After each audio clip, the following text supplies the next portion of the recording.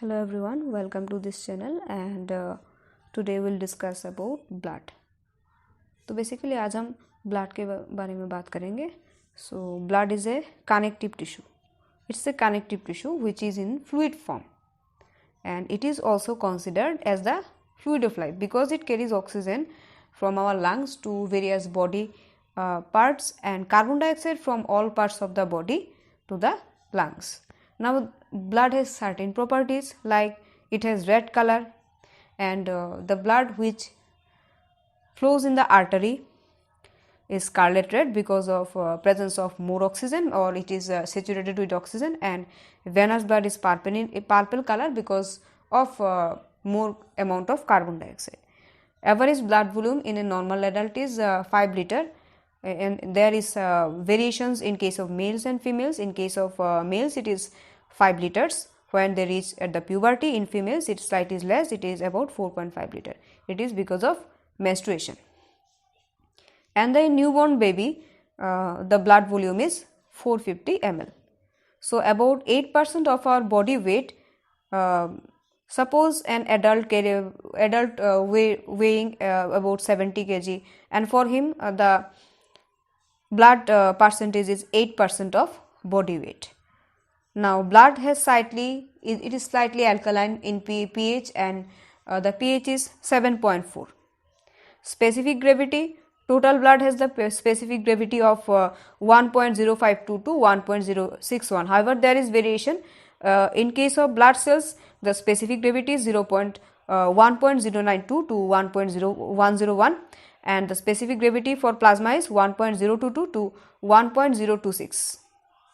Now, blood is 5 times more viscous than water. It is mainly due to red blood cells and the presence of plasma proteins. Now composition, it is formed, it has plasma as the fluid element and formed elements as the blood cells. Now blood cells, there are 3 types of blood cells that are present in blood. These are red blood cells or erythrocytes, white blood cells or leukocytes, platelets or thrombocytes. Now what is hematocrit? So if blood is collected in a hematocrit tube along with a suitable anticoagulant solution to prevent the coagulation of blood and centrifuged for 30 minutes at a speed of about 33,000 rpm, then in that case red blood cells settle down at the bottom and having a clear plasma at the top. The plasma forms about 55% and red blood cells form 45% of the total blood. The volume of red blood cell expressed in percentage is called the hematocrit value or the packed cell volume, which is also known as PCV. Now in between the plasma and red blood cells there is a thin layer of buffy coat because it is buff in color. This coat is formed by aggregation of the WBC and platelets. So in the upper layer there is plasma which is 55%, it is in the middle layer and in the RBC which is 45%. Now plasma is a straw color clear fluid blood of the blood. It contains about 91 to 92% of water and about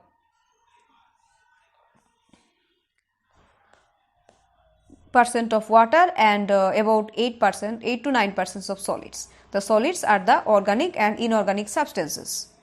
Now serum is the clear straw colored fluid that is left after blood has clotted.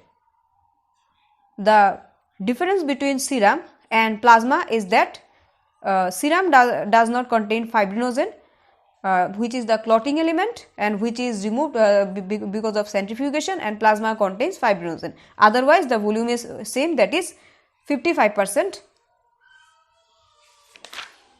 Now blood has certain common functions as nutrient function. Nutritive substances like glucose, amino acids etc. are derived from digested food, are absorbed from GI tract and carried by blood to different parts of the body for growth and production of energy.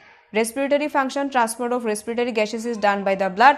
It carries oxygen from alveoli of lung to different parts of the body and carbon dioxide from tissues to alveoli. Excretory function like waste products formed in tissues during various activities like metabolic activities are removed by blood and carried to the excretory organs like kidney, liver, skin, etc. for excretion. Transport of hormones and enzymes. Hormones which are secreted by ductless or endocrine glands are carried released into the blood, and they are carried through the blood to their target organs. Blood also transports enzymes. Regulation of water balance. Water content of blood is freely interchangeable with the interstitial fluid. So, this helps in regulation of water content of the body. Regulation of acid base balance. The plasma proteins and hemoglobin act as buffers and help in regulation of acid base balance. Regulation of body temperature. Because of the high specific heat of blood, it is responsible for maintaining the thermoregulatory mechanism of our body, that is balance between heat loss and heat gain in the body. Now, storage function. Water and some important substances like protein, glucose, sodium and potassium are constantly required by the tissues. Blood serves as a ready-made source of these substances. So, these substances are taken from blood during the conditions like starvation, fluid loss, electrolyte loss, etc. Lastly, defense function or defensive function. Blood plays important role in the defense of our body. The white blood cells are responsible for this function. Now, neutrophils and monocytes engulf the bacteria by a process known as phagocytosis or cell engulfing. Lymphocytes are involved in development of the immunity. And eosinophils are responsible for detoxification, disintegration and removal of foreign proteins from our body. So, this is an introduction of blood, and here I am ending my today's video. See you in my next video, and if you like my videos, please subscribe to the channel. Thanks for watching.